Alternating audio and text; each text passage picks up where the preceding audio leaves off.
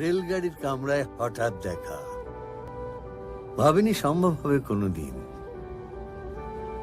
আগে ওকে বারবার দেখেছি লাল রঙের শাড়িতে ডালিম ফুলের মতো রাঙা, আজ পরেছে কালো রেশমের কাপড়, আঁচল তুলেছে মাথায়, দোলন চাপার মতো চিকন গোর মুখখানি ঘিরে।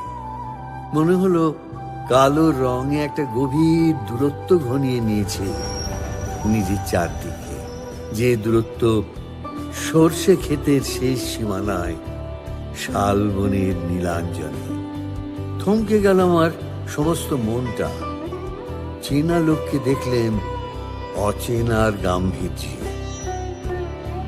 হঠাৎ খবরের কাগজ ফেলে দিয়ে আমাকে করলে নমস্কার, সমাজবিধির পথ গেল খুলে, আলাপ করলেন শুরু। কেমন আছো, কেমন চলছে সংসার ইত্যাদি। সে রইল জানলার বাইরের দিকে চেয়ে, যেন কাছের দিনের ছোঁয়াচ পার হওয়া চাহনিতে। দিলে অত্যন্ত ছোট দুটো একটা জবাব, কোনোটা বা দিলেই না।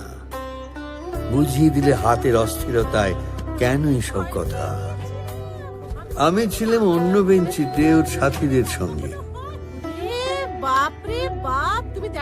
একসময় আঙুল নেড়ে জানালে কাছে আসতে, মনে হলো কম সাহস নয়। বসলুম ওর এক বেঞ্চিতে। গাড়ির আওয়াজের আড়ালে বললে মৃদুস্বরে, কিছু মনে করো না, সময় কোথা সময় নষ্ট করবার। আমাকে নামতে হবে পরের স্টেশনেই, দূরে যাবে তুমি, দেখা হবে না আর কোনোদিনই। তাই যে প্রশ্নটার জবাব এতকাল থেমে আছে, শুনবো তোমার মুখে।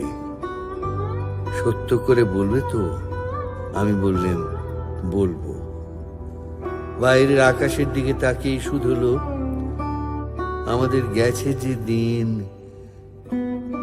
একেবারেই কি গেছে?